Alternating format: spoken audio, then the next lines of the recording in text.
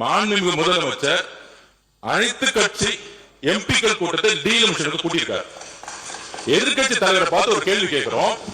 நாளைக்கு இந்த தென் மாநில பிரச்சனை, தமிழ்நாட்டுடைய பிரச்சனை, டீலிமிட்டேஷன் பற்றியுடைய பாராளுமன்ற திமுக பாராளுமன்ற உறுப்பினர் கலந்து கொள்ள போறாங்க இல்லையா? இந்த தொகுதி மறுவரையறை டீலிமிட்டேஷன் அதை பற்றி ஒட்டுமொத்த இந்தியாவுக்கே முன்மாதிரியாக அதை முதலாக அந்த பிரச்சனையை பற்றி பேசிய திராவிட முன்னேற்ற கழகம் எங்களுடைய தலைவர் அவர்கள் தான். இப்ப நம்ம பேசிட்டு இருக்கிறது நிதி நிலைமை, வேளாண்மை பட்ஜெட்டை பற்றியது. அதற்கு எங்களுடைய உறுப்பினர்கள் கேள்வி கேட்டுக் கொண்டிருக்கிறார்கள். அதற்கு முடிந்தால் நீங்க பதில் சொல்லுங்க. அதாவதுங்க, நீங்க இப்ப பார்த்தது சட்டமன்றத்துல நடந்த நிகழ்ச்சி. எதிர்கட்சி தலைவர் ஒரு கேள்வி முன்வைக்கிறாங்க. காவேரி பிரச்சனை சார்ந்து ஏன் அனைத்து கட்சி கூட்டத்தை நீங்க கூட்ட மாட்டேன்றீங்க? உங்களுக்கு பயமா இல்ல தயக்கமா? எப்ப கூட்டுவீங்கன்னு கேட்கிறாங்க. இதற்கு முதலமைச்சர் பதில் சொல்லணும். அவர் எப்போதும் போல வாயை திறக்கவே இல்லை. பொதுப்பணித்துறை அமைச்சராக இருக்கக்கூடிய ஆதவ் அர்ஜுனா பதில் சொல்றாரு. பதில் சொல்லல, கேள்வியை முன்வைக்கிறார். இன்னொரு கேள்வியை. இந்த கேள்விக்கு பதில் சொல்லாமல் ஆகஸ்ட் 8ஆம் தேதி நாங்க அனைத்து எம்பிக்கள் கூட்டத்தை கூட்ட போறோம், டீலிமிட்டேஷன் எதிர்த்து. அப்ப டிஎம்கே சார்ந்து எம்பிக்கள் நீங்க கலந்துப்பீங்களா கலந்துக்க மாட்டீங்களா? அதுக்கு நீங்க பதில் சொல்லுங்க அப்படின்றாங்க. எதிர்கட்சி தலைவர் சொல்றாங்க, இங்கே என்ன டாபிக் போயிட்டு இருக்குது, இந்த சட்டமன்றம் எதற்காக, அது குறித்து நீங்க பேசுங்க. தொகுதி வரையறை என்பது இப்ப டாபிக் இல்லை அப்படின்னு அவங்க பதில் கொடுக்குறாங்க. அதாவதுங்க, இந்த டீலிமிட்டேஷன் தொகுதி மறு வரையறை ஏன் இந்த அளவுக்கு வைரல் செய்தியாக காங்கிரஸ் மாற்றி இருக்கிறாங்க அப்படின்றத முதல்ல நாம தெரிஞ்சுக்கணும். இதில் இருக்கக்கூடிய அரசியல் என்னன்றத முதல்ல நாம தெரிஞ்சுக்கணும்.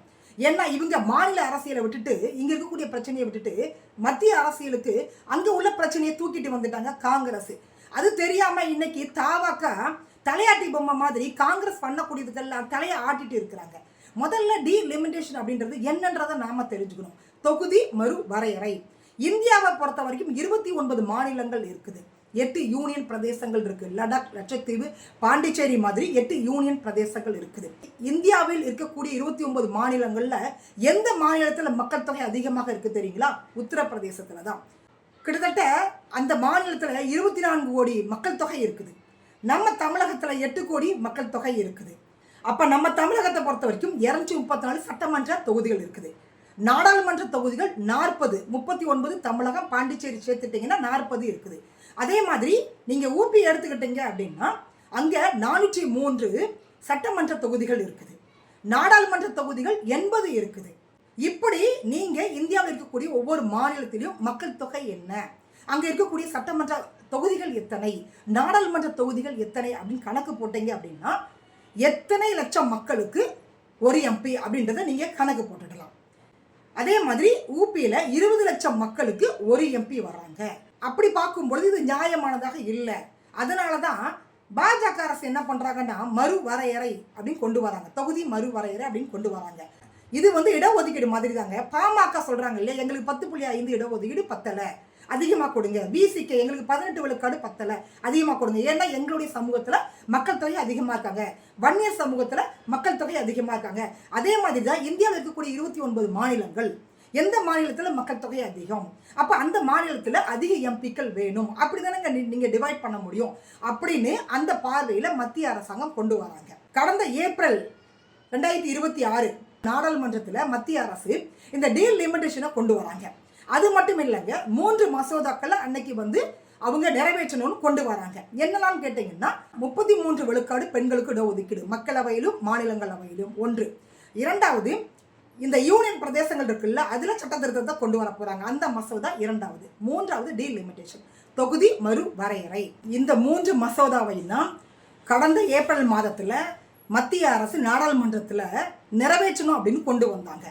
இப்ப நாடாளுமன்றத்துல மொத்த எம்பிக்கள் எத்தனைன்னு கேட்டீங்கன்னா 528, மக்களவை மாநிலங்களவை சேர்த்து 528 எம்பிக்கள் அங்க இருக்கிறாங்க. அப்ப ஒரு மசோதாவை நிறைவேற்றணும் அப்படின்னா 2 பங்கு அங்கே எம்பிக்கள் இருக்கணும், நாடாளுமன்றத்தில் எம்பிக்கள் இருக்கணும். அப்ப 2 பங்கு எம்பிக்கள் ஓட் பண்ணா மட்டும்தான் ஒரு மசோதா நாடாளுமன்றத்தில் நிறைவேறும்.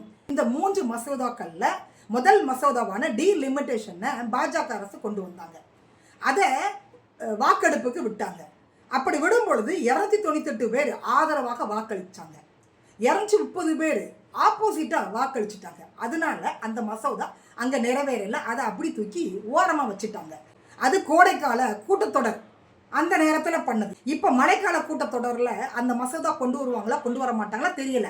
அது சார்ந்த வரைவு மசோதா இது வரைக்கும் எந்த கட்சிக்கும் அனுப்பவே இல்லை. அதைத்தான் வந்து இன்னைக்கு திமுக சொல்றாங்க. டீலிமிட்டேஷன் தொகுதி மறு வரையறை நடந்தால் தமிழகத்துக்கு என்ன ஆபத்து அப்படின்னு கேட்டீங்கன்னா, ஏன் இங்க உள்ள கட்சிகள்லாம் அதை எதிர்க்கிறாங்க அப்படின்னு கேட்டீங்கன்னா, நான் ஏற்கனவே சொன்ன மாதிரி 20 லட்சம் மக்களுக்கு ஒரு எம்பி உத்தரப்பிரதேசத்துல. நம்ம தமிழகத்தை பொறுத்த வரைக்கும் இப்ப 40 எம்பிக்கள் நம்ம இருக்கிறோம். இந்த எம்பிக்கள் தொகுதி மறு வரையறை பண்ணும் பொழுது 60ஆக உயரும். அதே மாதிரி உத்தரப்பிரதேசத்திலையும் உயரும். அப்ப இருக்கக்கூடிய 29 மாநிலங்கள்ல 19-20 மாநிலங்கள்ல இன்னைக்கு பாஜக ஆண்டு கொண்டிருக்கிறது. ஒரு மசோதாவை நாடாளுமன்றத்தில் பாஜக அரசு கொண்டு வந்துட்டாங்க அப்படின்னா எம்பிக்கள் என்டிஏ கூட்டணி தான் அதிகமாக இருப்பாங்க. அப்ப அவங்க ஈஸியா எந்த ஒரு மசோதாவையும் நிறைவேற்றி விட முடியும்.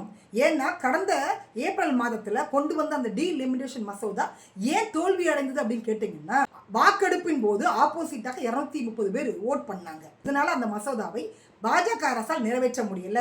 இன்னைக்கு பாஜக கொண்டு வரக்கூடிய மும்மொழி கொள்கையை நாம எதிர்க்கிறோம். புதிய கல்விக் கொள்கையை நம்ம இன்னைக்கு எதிர்க்கிறோம். அதே மாதிரி நீட் தேர்வை நம்ம எதிர்க்கிறோம். இந்த மாதிரி நம்ம மாநிலத்துக்கு உள்ள உரிமையை வந்து நாம இன்னைக்கு கேட்டு வாங்குவதற்காக போராடிட்டு இருக்கும் பொழுது இவங்க மறு வரையறை கொண்டு வந்துட்டாங்க அப்படின்னா ஈஸியாக நாடாளுமன்றத்தில் ஒரு மசோதாவை நிறைவேற்றிடுவாங்க. அப்ப நம்மள மாதிரி இருக்கக்கூடிய மாநில உரிமையை பேசக்கூடிய எந்த மாநிலமும் அங்க போய் எதுவும் பண்ண முடியாது. ஏன்னா எம்பிக்கள் அவங்களுக்கு அதிகமாக இருக்காங்க. அதனாலதான் காங்கிரஸ் இப்ப கேம் ஆடிட்டு இருக்காங்க.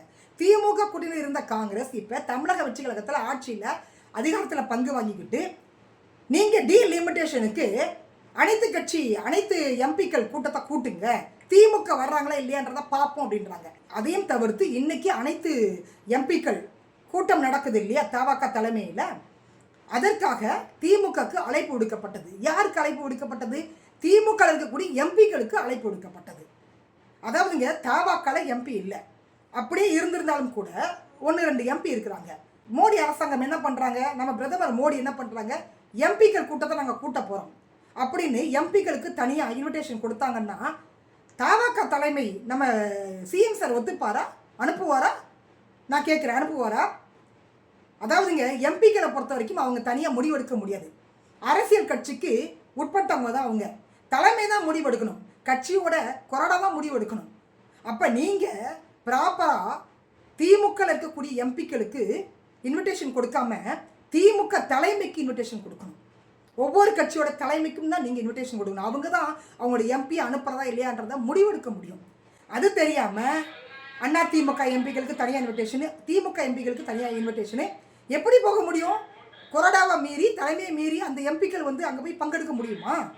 இதுதான் காங்கிரஸோட கேம். அதுவும் போக திமுக எம்பி கனிமொழி என்ன சொல்றாங்க அப்படின்னா, ஏற்கனவே திமுக கூட்டணியில் இருந்த அனைத்து கட்சிகள் எம்பிக்களையும் அழைத்து நாங்கள் டீலிமிட்டேஷனுக்கு எதிராக ஒரு தீர்மானத்தை நிறைவேற்றியிருக்கிறோம், ஒரு மனதாக முடிவெடுத்திருக்கிறோம். அப்படி இருக்கக்கூடிய சூழலில் இப்போ புதிதாக ஏன் நீங்கள் அனைத்து எம்பிக்கள் கூட்டத்தை கூட்டுறீங்க? அப்போ இது அரசியல் நாடகம் அப்படின்னு சொல்கிறாங்க. உண்மைதான். அது ஏற்கனவே நம்ம ஒரு முடிவு எடுத்தாச்சுங்க. டீலிமிட்டேஷனை நாம் எதிர்க்கிறோம், இவ்வளோதான், சிம்பிள், வேற ஒன்றுமே இதில் இல்லை. அப்போ அந்த நிலைப்பாடு இன்னைக்கு மாறிட்டா? பிசிக்க மாற்றிட்டாங்களா நிலைப்பாட்டை? கம்யூனிஸ்ட் மாற்றிட்டாங்களா? காங்கிரஸ் மாற்றிட்டாங்களா? ஐயுஎம்எல் மாற்றிட்டாங்களா? இந்த கேள்வி வருமா வராதா? அதைத்தான் நம்ம சகோதரி கனிமொழி முன்வைக்கிறாங்க. காவிரி பிரச்சனைக்கு அனைத்து கட்சி கூட்டத்தையும் கூட்டுங்கன்னு பல கட்சிகளும் சொல்லிட்டு இருக்கும் பொழுது அதை கூட்டி ஒரு முடிவு எடுக்காம இன்னைக்கு டீலிமிட்டேஷன் டாபிக்கே இல்லைங்க. ஆனால் பாருங்க, அனைத்து எம்பிக்களையும் கூட்டி நாங்கள் பேசிட்டு இருக்கோம் அப்படின்னு இன்னைக்கு மாணிக் தாக்கூர் வானத்துக்கு பூமி குதிச்சுட்டு இருக்கிறாரு. என்ன காரணம் கேட்டீங்கன்னா அரசியல் தான் காரணங்க. கர்நாடகாவில் காங்கிரஸ் இருக்குது. நீங்கள் மேகதாட் பிரச்சனை குறித்து இங்கே அனைத்து கட்சி கூட்டத்தையும் கூட்டி உட்காந்து நீங்கள் பேச முடியாது. அவங்களுக்கு எதிராக நீங்கள் தீர்மானம் நிறைவேற்றுற மாதிரி இருக்கும், முடிவெடுக்கிற மாதிரி இருக்கும், பிரதமரை சந்திக்கிற மாதிரி இருக்கும். ஆனால் மத்தியில் பாஜக இருக்குல்ல, அதனால டீலிமிட்டேஷன் பிரச்சனையை நம்ம தூக்கிட்டு வந்துடலாம் அப்படின்னு மாணிக் தாக்கூர், காங்கிரஸ் கட்சி, ராகுல்ஜி தூண்டி விட்டு இந்த அனைத்து எம்பிக்கள் கூட்டத்தை நடத்திட்டு இருக்கிறாங்க. இன்னைக்கு தமிழகத்தில் முக்கியமான பிரச்சனை என்ன? காவேரி பிரச்சனை தான். அதுக்கு அனைத்து கட்சி கூட்டத்தை கூட்டுங்கன்னா அதுக்கு துப்பு இல்லாமல் எம்பிக்கள் கூட்டத்தை கூட்டி நீங்கள் என்ன பண்ண போறீங்க? சட்டமன்றத்தில் தாவாக்கா மந்திரி பேசும்போது என்ன சொல்கிறாங்கன்னா, அனைத்து கட்சி கூட்டத்தை கூட்டினா ஒவ்வொருத்தரும் ஒவ்வொரு கருத்தை சொல்லுவாங்க, அதில் முரண்பாடு இருக்கும், நாம வந்து நாம நினைச்சதை பண்ண முடியாதுன்றாங்க. அனைத்து எம்பிகள் கூட்டத்தை கூட்டும் பொழுது எல்லாரும் ஒரு மனதா வந்து பேசிடுவாங்களா? திமுக எம்பி உங்களுக்கு ஆதரவா பேசிடுவாங்களா? அண்ணா திமுக எம்பி உங்களுக்கு ஆதரவா பேசிடுவாங்களா? எதிராக தானே பேசுவாங்க. அது நம்ம இலக்கு இல்லைங்க. விவசாய பிரச்சனைக்கு தமிழகம் முழுவதுமே ஒன்றாக இணைய தயாராக இருக்கிறோம். அனைத்து கட்சிகளும் ஒன்றாக இணைய தயாராக இருக்கிறாங்க. ஏன்னா இது தமிழக நீர் சார்ந்த பிரச்சனை, தமிழக விவசாயிகள் சார்ந்த பிரச்சனை, மக்கள் சார்ந்த பிரச்சனை, இது சோத்து பிரச்சனைங்க. அதனால எல்லா கட்சியும் ஒன்று கூடுவாங்க. யாரும் மாறுபட்ட கருத்தை அதில் தெரிவிக்க மாட்டாங்க. அதை பண்ணுங்க அப்படின்னா இன்னைக்கு மாணிக் தாகூர் நடுவில் உட்காந்துட்டு பிரச்சனை பண்ணிட்டு காங்கிரஸ் இன்னைக்கு தமிழக வெற்றிகளுக்கு இயக்கிட்டு இருக்குது. ஏன்னா தமிழக வெற்றிகளுக்கு ஒன்றுமே தெரியாது. 13 ஜோக்கராக இருந்தால் எப்படிங்க விளையாட முடியும்? அங்கே 13 ஜோக்கர் தான், தலைமையே ஜோக்கர் தான். மழைக்கால கூட்டத்தொடர் இன்னும் கூட்டவே ஆரம்பிக்கணுங்க. கூட்டுறப்ப பார்த்துக்கலாம் என்னென்ன மசோதாக்களை அவங்க கொண்டு வராங்க, நாம் ஓட் பண்ணுறதா இல்லையான்றது நம்ம அப்போ பார்த்துக்கலாம். தமிழக வெற்றிகளுக்கு எம்பியே இல்லை, நீங்கள் எது குதிக்கிறீங்க? இன்னைக்கு திமுக நினைக்கிறவங்க அங்கே நாடாளுமன்றத்தில் திமுக இருக்கணுமா வெளிநடப்பு செய்யணுமான்றதை அவங்க தான் முடிவு பண்ணணும். ஓட்டு போடணுமா போடக்கூடாதுன்றதை அவங்க தான் முடிவு பண்ணணும். ஆனால் மத்திய நீர்வளத்துறை அமைச்சர் தமிழ்நாட்டை கேட்க தேவையில்லை, காவிரியில் குறுக்க அணை கட்டுறதுக்கு கேரளாவை கேட்க தேவையில்லை, பாண்டிச்சேரி கேட்க தேவையில்லை அப்படின்னு அவர் பேசிட்டு இருக்கிறாரு. உச்சநீதிமன்றம் அப்படிலாம் கேட்கணுன்ற அவசியம் இல்லைன்னு சொல்லிட்டாங்க அப்படின்னு பேசுறாரு. அதை எதிர்த்து கேள்வி கேட்க உங்களுக்கு துப்பு இல்லை. உச்சநீதிமன்றம் எதிர சொல்லியிருக்காங்க, கேட்கணுமா வேண்டாமா அதை குறித்து இன்னைக்கு இருக்கக்கூடிய பிரச்சனையை பேசுங்கன்னா இல்லை நாங்கள் தலையிலாக தான் குதிப்போம் அப்படின்னு பாஜக கொண்டு வராத பிரச்சனையெல்லாம் நீங்கள் பேசிட்டு இருக்கிறாங்க. உண்மையிலேங்க இந்த டீலிமிட்டேஷன் வந்தது அப்படின்னா பாஜகவுக்கு அதிகாரம் கூடும். நான் மறுக்கவே இல்லை. நான் டிஎம்கே சார்ந்து பாஜக எதிர்த்து அப்படிலாம் நான் பேசவே இல்லை. உண்மையிலேயே ஒரு பொதுப்படையாக பேசணும் அப்படின்னா டீலிமிட்டேஷன் கொண்டு வந்துட்டாங்க அப்படின்னா பாஜகவுடைய கை ஓங்கும். அவங்க கொண்டு வரக்கூடிய எல்லா திட்டங்களுக்கும் எல்லா மசோதாக்கும் நாம் வந்து ஒத்துழைப்பு கொடுத்து தான் ஆகணும். ஒத்துழைப்பே கொடுக்கல அப்படின்னா கூட அங்கே மசோதா நிறைவேறும். ஏன்னா அவங்கக்கிட்ட நாடாளுமன்ற உறுப்பினர்கள் அதிகமாக இருப்பாங்க. இன்றைக்கி 19 மாநிலங்களில் பாஜக இருக்குது. தொகுதி மறு வரையறை பண்ணும் பொழுது நாடாளுமன்ற உறுப்பினர்களுடைய எண்ணிக்கை கூடும். அப்போ ஈஸியாக அவங்க எந்த ஒரு தீர்மானத்தையும் எந்த ஒரு மசோதாவையும் நாடாளுமன்றத்தில் நிறைவேற்றலாம். அப்போ நாம் இன்னைக்கு மும்மொழி கொள்கையை எதிர்க்கிற மாதிரி, நீட் தேர்வை எதிர்க்கிற மாதிரி எதிர்த்தாலும் எந்த பிரயோஜனமும் இல்லை, வெளிநடப்பு செய்தாலும் எந்த பிரயோஜனமும் இல்லை, ஓட்டு போடலை அப்படின்னாலும் எந்த பிரயோஜனமும் இல்லை. அங்கே பாஜக மசோதாவை நிறைவேற்றிடுவாங்க. அந்த பயம் எல்லோருக்கும் இருக்குது. ஆனால் பாஜக கொண்டு வரட்டும், அப்புறம் நாம் வந்து அது குறித்து பேசலாம். இன்னைக்கு எம்பிக்கள் கூட்டத்தை ஏன் கூட்டுறாங்க அப்படின்னு கேட்டிங்கன்னா திமுக வரக்கூடிய நாடாளுமன்ற தேர்தலில் 29 பாஜகவோட கூட்டணி வைப்பதை தவிர வேறு வழி இல்லை. அதை நாங்கள் இப்போ கன்ஃபார்ம் பண்ணுறோம் பாருங்க அப்படின்னு மக்களுக்கு சொல்கிற விதத்தில் தான் இன்னைக்கு எம்பிக்கள் கூட்டத்தை போட்டிருக்காங்க. அண்ணா திமுக ஏற்கனவே பாஜக கூட்டணி தான், சொல்லவே தேவையில்லை. நாடாளுமன்ற தேர்தலையும் அவங்க வந்து பாஜகவோட கூட்டணி வைக்க போகிறாங்க. அது தவிர்த்து திமுக என்ன பண்ண போகிறாங்க? ஏன்னா இன்னைக்கு அவங்க கூட இருந்த கூட்டணி கட்சிகள் எதுவும் இப்போ அவங்க கூட இல்லை. அப்போ திமுக என்ன பண்ண போகிறாங்க? இன்னைக்கு நடந்த எம்பிக்கள் கூட்டத்தை திமுக கலந்துக்கல, தேமுதிக கலந்துக்கல, பாமக கலந்துக்கல, அண்ணா திமுக கலந்துக்கல. ஏன்னா பாமக அண்ணா திமுகவோட கூட்டணியில் இருக்கிறாங்க, தேமுதிக திராவிட முன்னேற்றக் கழகத்தோட கூட்டணியில் இருக்கிறாங்க. இவங்களுடைய நிலைப்பாடுகள்லாம் ஒன்றாக இருக்கிறதுனால இவங்க கலந்துக்கல. இதையெல்லாம் தவிர்த்து காங்கிரஸ் எதிர்பார்க்கறது என்னன்னா திமுக பாஜகவுடன் சேருமா சேராதா, அந்த கேள்விக்கு நீங்கள் பதில் கிடைக்கணும். அதனால இன்னைக்கே வந்து எம்பிக்கள் கூட்டத்தை நாங்கள் கூட்டுறோம். ஏன் சொல்லணும் திமுக, ஏன் சொல்லணும் நான் கேட்குறேன். திமுக யார் கூட வேணாலும் கூட்டணியில் இருப்பாங்க. உங்களுக்கு என்ன பிரச்சனை அதில்? ஏங்க காங்கிரஸை முதுகில் சுமந்த திமுகவை முதுகில் குத்திட்டு நீங்கள் இன்னைக்கு போய் அமைச்சரவையில் பங்கெடுத்துட்டீங்க. காங்கிரஸ், விசிக, கம்யூனிஸ்ட், ஐயுஎம்எல் எல்லாருமே உங்கள் தொகுதிக்கு செலவு பண்ண, உங்களை ஜெயிக்க வச்ச திமுக கட்சிக்கு முதுகில் குத்திட்டு முதுகில் குத்துற மாதிரி நீங்கள் இன்னைக்கு டிவிக்கைகளை ஆட்சி அதிகாரத்தில் இருக்கீங்க. அப்படி இருக்கும் பொழுது திமுக பற்றி நீங்கள் ஏன் கவலைப்படுறீங்க? திமுக பாஜகவோட கூட்டணி வச்சுப்பாங்க, அண்ணா திமுகவோட கூட்டணி வச்சுப்பாங்க, யார் கூடனாலும் கூட்டணி வச்சுப்பாங்க. இது அரசியல் கட்சி, அது அவங்க கொள்கை சம்மந்தப்பட்ட ஒரு முடிவு, அரசியல் சம்மந்தப்பட்ட ஒரு முடிவு. அதில் என்ன காங்கிரஸ் கவலை பெரிய அக்கறை புரியலையே. உங்களுக்கு கஷ்டமாக இருக்குன்னா நீங்கள் டிவிக்கு அமைச்சரவையிலேருந்து வெளியில் வந்துட்டு டிஎம்கே கூட மறுபடியும் வேணால் சேர்ந்துக்கோங்க. ஏன் எலி அம்மனமா ஓடுதுன்னு இப்போ தான் நமக்கு தெரியுது. காங்கிரஸே அந்த குதிக்குன்னு இப்போ தான் நமக்கு தெரியுது. டிஎம்கே பாஜகவோட கூட்டணியில் வச்சுடுவாங்களோ? வச்சாதான் என்னங்க தப்பு? எனக்கு புரியல, வச்சாதான் என்ன தப்பு? அதாவதுங்க இந்தியா கூட்டணியில் தாவாக்கா இருக்கா இல்லையா, இது ஒரு கேள்வி. அப்போ கூட்டணி கட்சிகள் டிவிக்கு இருக்கக்கூடிய கூட்டணி கட்சிகள்லாம் ஆமாம் தாவக்க இருக்குல்லாங்க, நாங்கள்லாம் அவங்க கூட இருக்கும் பொழுது அவங்க எங்கள் கூட்டணியில் இருந்ததாக தானே அர்த்தம். காங்கிரஸே இருக்குல்ல டிவிக்கு கூட்டணி இல்லை. அப்போ டிவிக்கு காங்கிரஸ் தலைமையில் அமைந்த அந்த இந்தியா கூட்டணியில் ஒரு அங்கம் தானே அப்படின்னு பேசுகிறாங்க. ஆனால் நம்ம சிஎம் சார் கூப்பிட்டு இது குறித்து இப்போ நம்ம முடிவெடுக்க வேண்டாம், அப்புறம் பார்த்துக்கலான்னு டாப்ல செருப்பால் அடித்த மாதிரி ஒரு பதில் சொல்லிட்டாப்ல. ஆனால் பாருங்க நீங்கள் காங்கிரஸ் எப்படி குதிக்கிறாங்கன்றதை பாருங்களேன். கேட்டால் டிஎம்கே டீலிமிட்டேஷன் ஆதரிச்சுட்டாங்க, இல்லை வெளிநடப்பு செய்துட்டாங்க அப்படின்னா அது தமிழக மக்களுக்கு செய்யக்கூடிய மிகப்பெரிய துரோகமா? தமிழக மக்கள் குறித்தெல்லாம் காங்கிரஸ் பேசலாமா? தமிழக மக்கள் மீது அவ்வளோ கரையா உங்களுக்கு? எங்க 5 எம்எல்ஏக்கள் 5 தொகுதியில் உள்ள மக்கள் என்ன நினைக்கிறாங்கன்னு கவலைப்படாம அப்படியே கூட்டணியை விட்டு நீங்கள் போனீங்க பாருங்க, அந்தரத்தில் விட்டுட்டு போன மாதிரி போனீங்க பாருங்க. விஜயை ஆதரிக்கக்கூடிய மக்களாக இருந்தாங்கன்னா 5 தொகுதிகளை நீங்கள் வெற்றி பெற்றிருக்க முடியாது.